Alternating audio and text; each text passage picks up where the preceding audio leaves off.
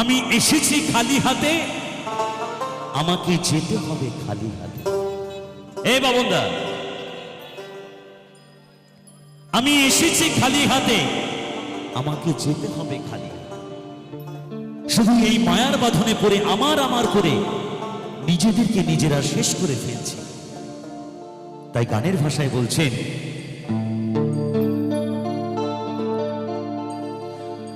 ও আমি চলতি পথে দুদিনই থামিলা,